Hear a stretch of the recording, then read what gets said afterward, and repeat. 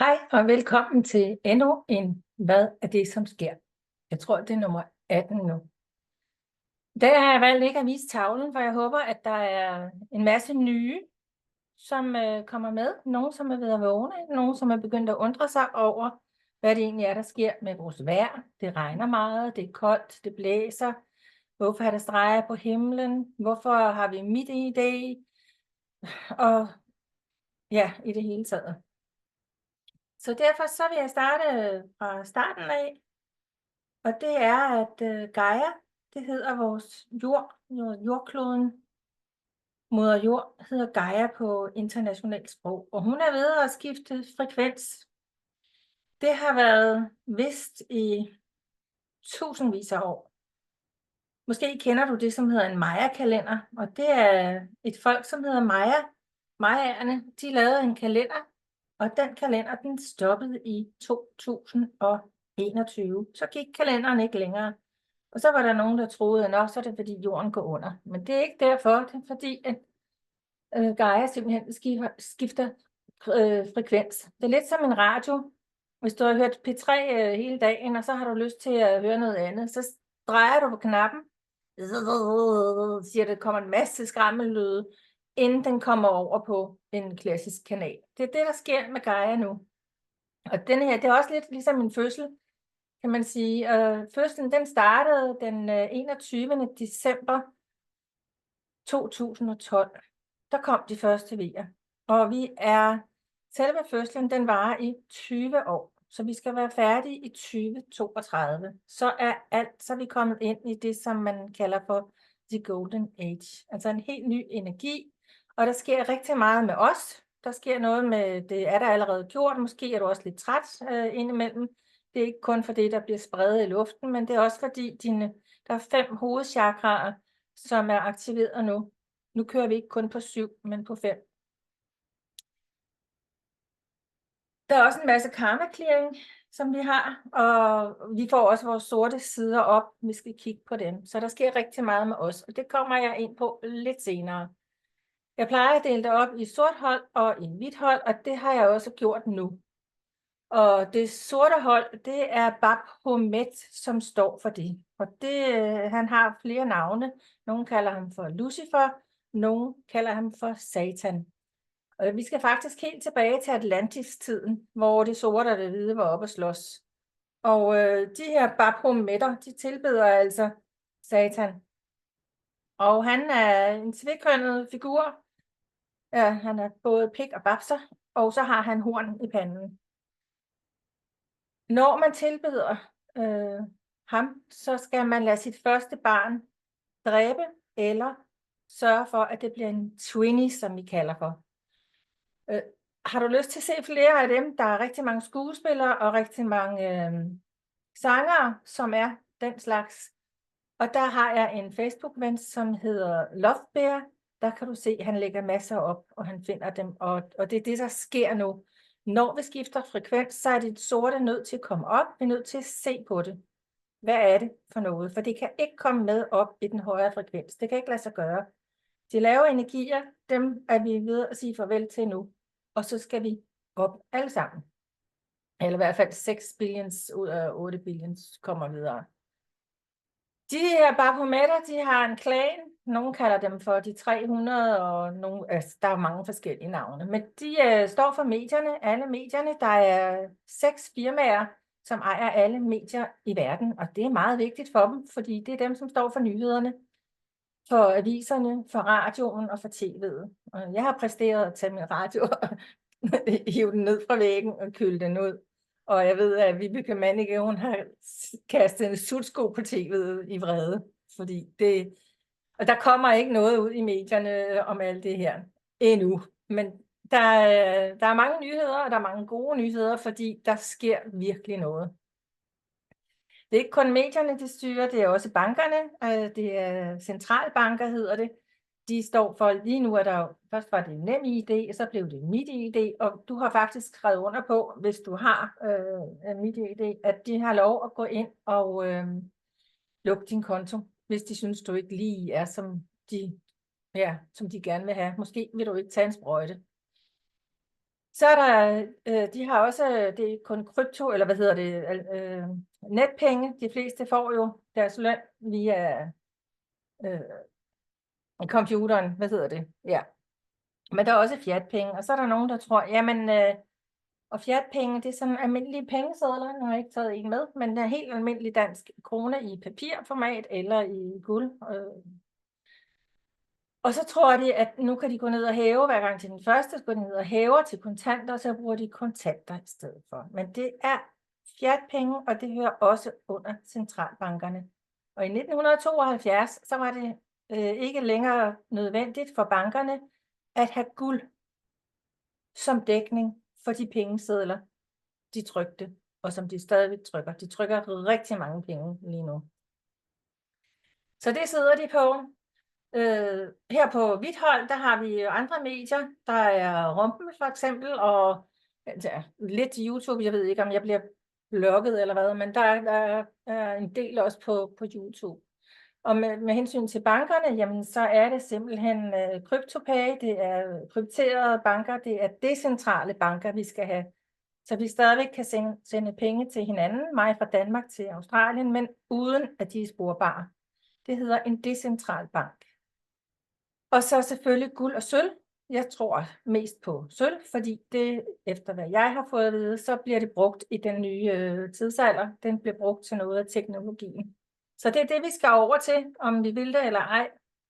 Centralbankerne er ved at falde sammen. De er tomme, der er ikke nogen beholdning. Så er der vores sundhedsvæsen, eller sygehusvæsen kan vi vel kalde det for, og det er Big Pharma, det ejer de også. De her 300 mennesker ejer Big Pharma. Og Big Pharma, det laver kunstig medicin, det laver noget, som skal ligne lidt det naturlige medicin. Og de uddanner dem, som skal skrive recepter, den ordinære mediciner. De uddanner også børnene. Børnene skal i skole, og de skal lære at sidde stille, og bagefter skal de ud og arbejde. Måske skal de have en uddannelse, inden de tager ud og arbejder. Så skal de aflevere 50% af deres penge til de her satanister. Måske har de råd til at købe en bil. Masser af det er afgifter til satanisterne. Så skal de have tanket, og det er igen, du får ikke ret meget benzin eller diesel for penge. Det er afgifter igen. Måske skal du over broen fra Jylland til Sjælland eller omvendt, og så skal du betale for det. Selvom broen er blevet betalt for mange år siden. Så hele tiden, de malker det, som jeg vil kalde for de almindelige mennesker, the normies, de malker simpelthen, og pengene bliver ikke i landet. De går ud af. Og så elsker de symboler. De bruger symboler til alt. Jeg har også en Facebook-ven, som går meget op i symbolerne, og det er jo helt ufatteligt, så mange der er. Hvis du lige tænker på et apotek, så ved du godt, det er en pind, og så er der en slange omkring. Det er meningen, at det er en stok fra en eller anden vis mand, og slangen skulle symbolisere, at når vi har fået deres Big Pharma-medicin, så bliver vi nye igen, fordi vi skifter ham. Og det er ikke os, der skifter ham, det er dem, der gør det. Og de har gjort det. Der skal vi faktisk til alter mere chakraer, som vi har heromme. Det er på den måde, de gør det. Det tror jeg venter med til en anden gang. En slange er giftig, og det ved vi alle sammen. Det er derfor, vi løber, når vi ser en slange. Og de viser det med symboler. Der er også på pengesedlerne igen, på dollaren, der er et billede af en pyramide, og øverst i pyramiden er der et øje. Og det er et af deres symboler. Så de er jo langt inde. Det er også kirken, desværre, og det er stort set alle kongelige. Vores dronning Mary, jeg ved ikke engang, hvad hun kalder sig for, men hun blev jo medlem af det fine broderskab her i 2012. Og det kan man google. Jeg har en veninde, som ikke troede på det. Så googler man, og så ser man, at Danmarks Radio, det er jo i hvert fald en kanal, min veninde elsker, der står der simpelthen, tillykke Mary, nu er du medlem af Young Global Leaders. Og det er, de laver også nogle selskaber, og det ene, det er også lidt sjovt, fordi det hedder WHO. Det står for World Health Organization, altså verdens sundhedsorganisation. Men hvis du bare lige ser det WHO, så er det jo altså hvem er det? Og det er satanisterne, som står for det. Hvis du går ind på deres hjemmeside, så kan du se, at deres agenda, deres mål er, at i 2030, altså om 6 år, der skal hele verdens befolkning være bragt ned med 95%. Det er ganske åbenlyst, og de nyder det. De nyder det åbenlyst. Men nu er det faktisk bange, at de har meget travlt, fordi de energier, der kommer nu, de kommer ud fra kosmos, og vi har så mange hjælpere. Det er hjælpere af alle arter. Faktisk det seneste, jeg har hørt, at de skulle lege, at der kommer aliens. Men de aliens, som er derude, de er med os. De er ikke med den sorte energi. De har også WEF, altså verdens økonomiske forum. Og de har bare gang i at lave det ene og det andet. Nu skal vi have sprøjter, og nu skal det hele lukkes. Og ja. Noget af det værste er nok 5G. Det er ikke 3G, som er en opdatering af 3G. Det er noget grimt noget, og det har de gjort siden 1960. Der har de leget med vores hjerne og med forskellige svingninger, forskellige frekvenser, som kan ødelægge vores hjerne, og som kan lave om på det hele. Og nu må jeg lige sige Dr. Bryan Dr. Bryan Ardis.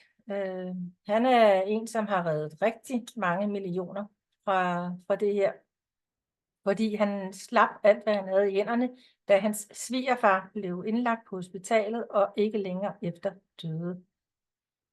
De havde nemlig givet hans svigerfar remdesivir, og Bryan han klikkede og så, at der var 2 forsøg, der var lavet med remdesivir, og 50% døde inden 14 dage. Så Bryan han bad om at få et billede af lungerne, og han kunne se, at hans svigerfar var druknet. Og der satte Bryan sig ned, lukkede alt andet ude og begyndte at kontakte alle sine venner. Og han er jo ikke en hvem som helst, for han er en meget, meget dygtig læge, som egentlig er kommet over på dit hold, vil jeg sige, fordi han bruger naturpræparater. Han havde en søster, som var ved at dø af en autoimmun sygdom. Når den ordinære mediciner ikke har noget, den kan skrive ud på recept for at fjerne symptomer, så bliver det kaldt for autoimmune sygdomme. Når Bryans søster var ved at dø, det ville han ikke finde sig i, så han undersøgte det, og han har faktisk fundet en formel med det naturlige, så hans søster er levende i dag. Heldigvis. Han har også fortsat det. Akne, tror jeg det hedder, noget hudsygdom, der har han vitaminer og mineraler, som han sælger. Og det i dag, han har haft klinik i 20 år, men den solgte han, og nu har han kun et helsecenter og sælger medicin. Han har noget, en gang om ugen har et show, Bryan Ardis show, og det er på Rumble. Og der kan man blandt andet se om mind control, som startede i 1960. Der er en af hans venner, har virkelig dykket ned i det. Der er også HPV-vaccinerne, dem har jeg selv taget 3 af. Dum var jeg. Jeg er ikke født klog. Og så dem skiller han ad. Han fortæller simpelthen, hvad der er i de her sprøjter, og lader være med at gøre det. Og vi har olier. Jeg er jo en naturmediciner, kan man jo sige. Jeg bruger essentielle olier, blandt andet. Og vi har olier, som kan rense for alt det her. Vaccineskader, plejer vi at kalde det for. Så er der laserfly, hvor de bare skyder enkelte huse. De er virkelig dygtige. Og så siger man, det er langt fra, og det er det ikke, fordi Novo Nordisk, de har lavet et slankemiddel, hvor man nu kan sprøjte sig, så man ikke bliver fed, og det er lynende farligt. Når Brian Ardis er ude og holde foredrag i USA, så kender alle det middel. Jeg kender det ikke. Men Novo Nordisk har jo virkelig skovlet penge sammen. Og faktisk var en af mine gymnasiekammerater, han var i hvert fald underdirektør i Novo Nordisk, så det er tæt på. Så var jeg inde på Vejle sygehus, fordi min genbo var indlagt, og jeg var faktisk inde på kræftafdelingen, for jeg skulle høre noget nyt. Og efterfølgende er jeg ude at handle 2 steder, og jeg plejer at få energi af at handle. Jeg synes, det er sjovt, men da jeg kom hjem, så var jeg drænet for energi. Og så tænkte jeg, hvad er der sket? Og så kommer jeg i tanke om, at der gik ind på kræftafdelingen, så var der en af, ikke den første, hun havde ikke tid, men den næste, hun smaskede sådan lige lidt af. Jeg håber, lyset er okay. Og så kunne jeg så tale med hende. Og så tænker jeg, ja, hvad er det, de serverer derinde? Og det er kartofler. Kartofler, den hører egentlig til over på Vithold. Den kan helbrede rigtig mange ting, men den skal være biodynamisk. I Danmark er det sådan, at hvert år så får bønderne lov til at bruge noget giftig sprøjt, og sådan en almindelig kartoffel, den bliver sprøjtet minimum 10 gange med noget, som er giftigt. Det er det, de serverer for kræftpatienter. Og så kan de få et stykke kød med fra en gris, som har været spærret inde. Jeg er ekstremt klartfølende, så selvfølgelig blev jeg påvirket af at være derinde. Det er jo klart. Og der er ikke nogen mennesker, der kan blive sunde og raske på den kost. Det kan man altså ikke.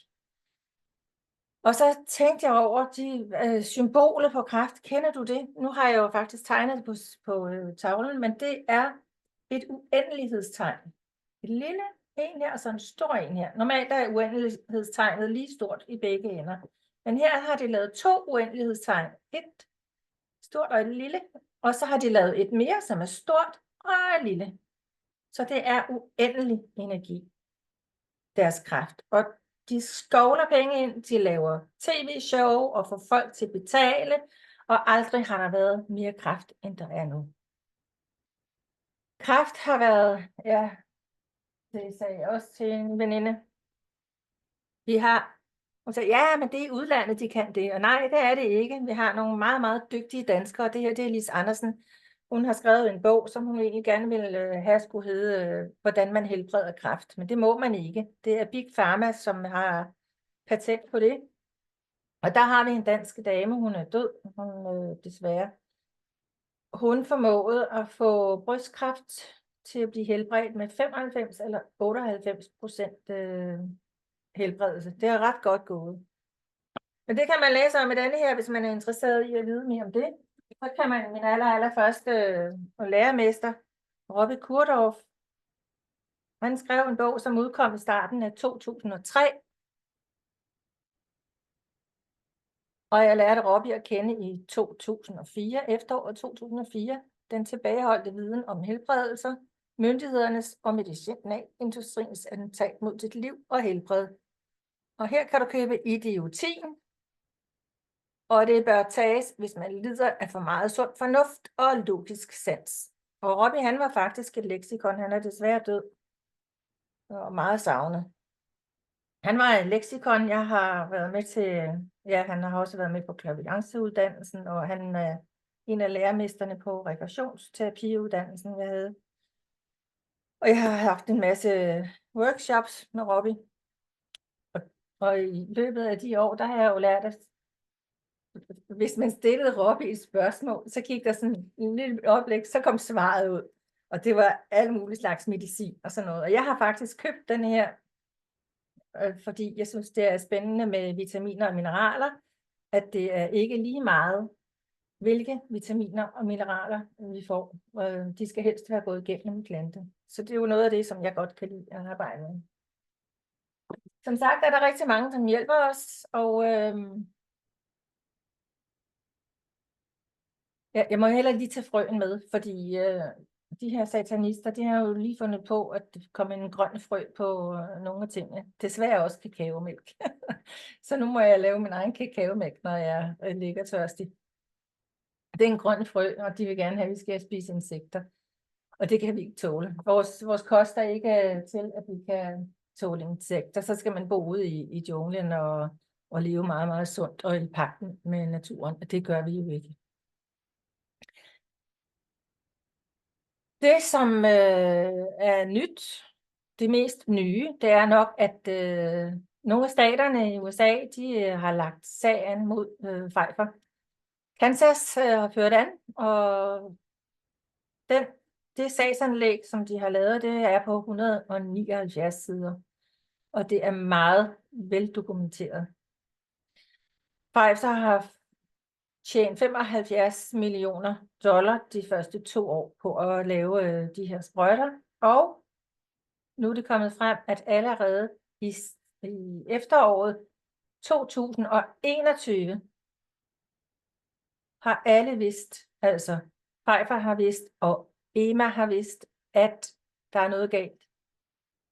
Der er nemlig nogen, der dør, og der er nogen, der får en masse bivirkninger. Og EMA, det er det europæiske lægemiddelstyrelse. Det er dem, som har nødgodkendt de sprøjter, som har været reklameret i radioen. Og de har aldrig nogensinde været godkendt til at stoppe smitte. Aldrig. Men EMA har siddet med hænderne i skødet og set på, at diverse statsministre har sagt i radioen, at nu skal du tage en sprøjte, så du ikke smitter gamle bedstemor. Og det er løgn, og de har vidst det. Så nu er man ved at optravle det med EMA. Man er faktisk også ved at se på, at der er en masse af bivirkningerne har EMA slettet. De har simpelthen kølet dem ud. De har jo også gjort det meget, meget svært at indrapportere bivirkninger. Blandt andet er der lavet forsøg med kvinder, gravide kvinder. Det var kun 450 kvinder, men 55% af dem, de blev dårlige. De fik bivirkninger, både små og store, og 10% af dem tabte fosteret. Og det har man vidst tilbage i 2021. Så nu bimler og bamler det. Så har vi Bryan Adams igen, og han har fundet ud af, at nikotin, det kan stoppe bivirkningerne. Rigtig, rigtig mange af bivirkningerne. Og det skal være helst almindelig tobak. Det er der selvfølgelig også en masse afgifter på, og det er sjovt nok, så har de i USA gjort alt, hvad de kunne for at få befolkningen til at ryge mindre. Og det lykkedes for dem før i tiden, for et par år siden, så var der 50% af dem, der røg. Nu er det kun 10%. For man er jo nødt til at få nogen, der bliver syge, når de får en sprøjte. Og det er slangegift, som er de sprøjter. Det er syntetisk, men som Brian siger, det er jo lige meget, om det er syntetisk eller ej. Slangegift, det er farligt. Så plaster, man kan få nikotinplaster. Det er godt, man skal bare have det på i 6 dage. Jeg har skrevet et eller andet 6 dage, mener jeg, der er. Det skal bare være den mindste dosis, man skal have. Og så når man tager det af, så fortsætter det med virke. Altså helt op til en måned efter, at man har taget det af. Så det er jo en rigtig god ting. Og ellers så har vi jo olier, som sagt helichrysum, den er mod forgiftning.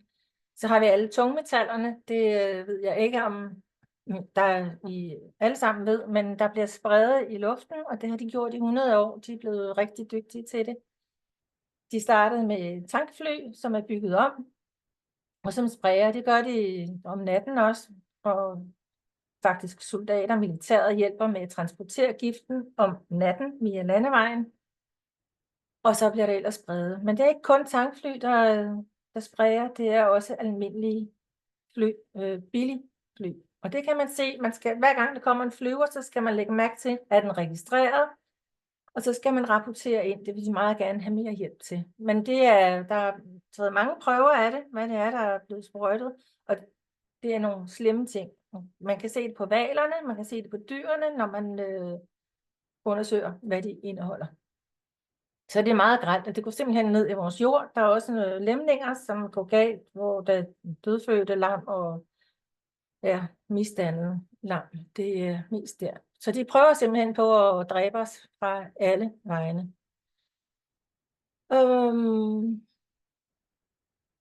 Det gode, må vi sige, nu går vi lidt over på hvidt hold, fordi det er Tim Wild. Han er en Ascension Master. Han er en opstigningsmester. Han hjælper med at få downet energien. Det er lidt a la feng shui. Vi har kosmos, og vi har jorden, og det er os, som skal forbinde energierne. Det er os, der er den, når vi er her.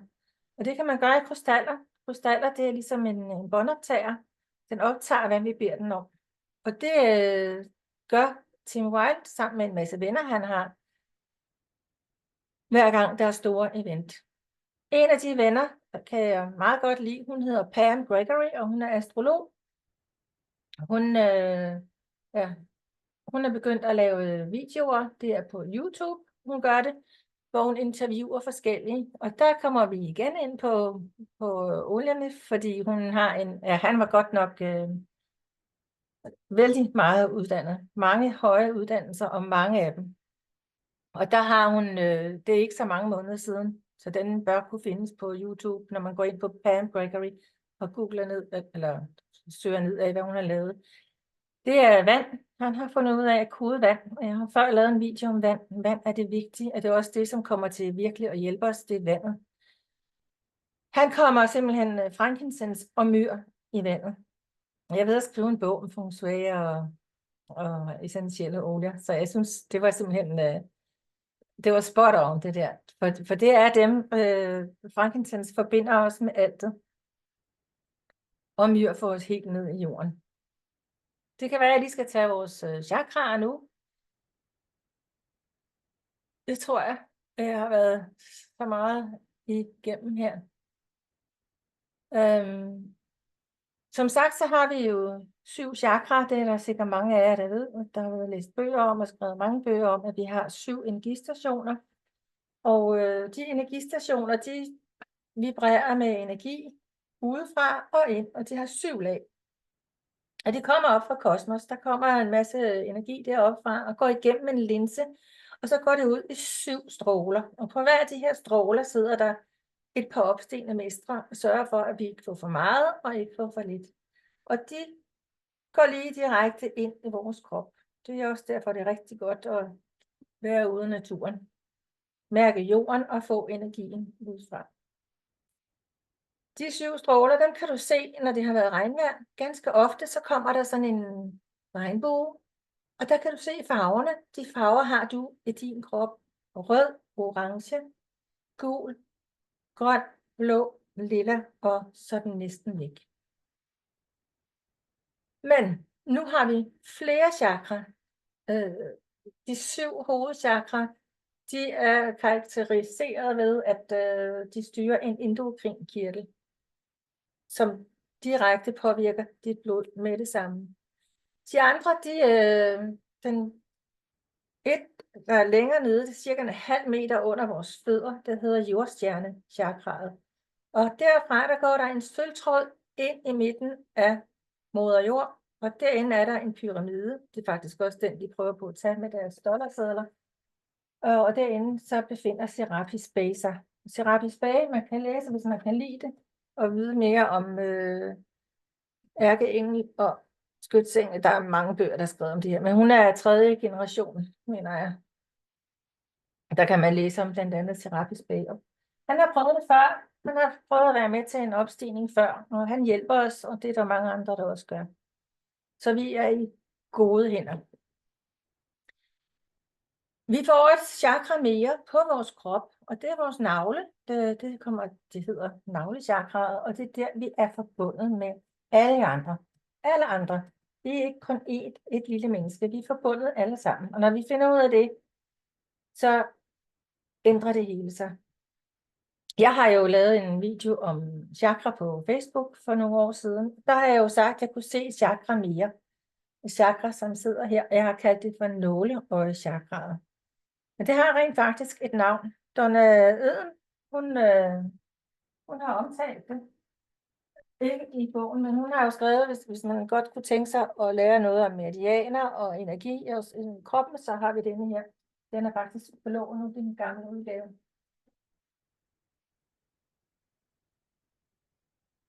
Nu kom vi fra den. Det var øvre hjerte.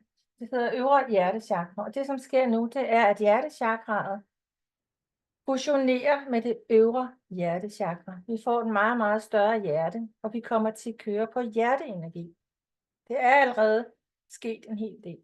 Så normalt så er hjertechakraet grønt og meget, nogle gange 50-50 med lyserød. Lyserød er kærlighedens farve. Men nu bliver det ligesom en diamant, en fin sleben diamant, hvor det er pastelfarver. Så det er virkelig sådan en omgang pastelfarver. Og så har vi 3 chakraer ovenover os. Det er kausalchakraet, soulstar chakraet, det er der, hvor vores erindring om tidligere liv er, og så er der stellar gateway, og så kommer vi simpelthen i forbindelse med vores egen sol. Og det kan frankincense jo hjælpe os med, den forbindelse, og myr ned til jorden. Jeg tror faktisk, jeg har været det hele igennem. Men det hele, det er ved at raple. Og jo flere I er, og jo flere I ser med striberne på himlen, og det er jo naboens barn, eller naboen, som flyver de her maskiner.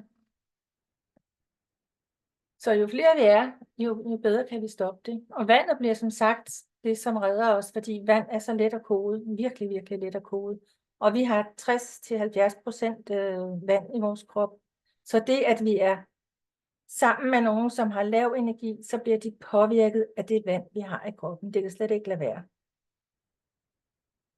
Så selvom det virker som kaos, så er det helt, som det skal være.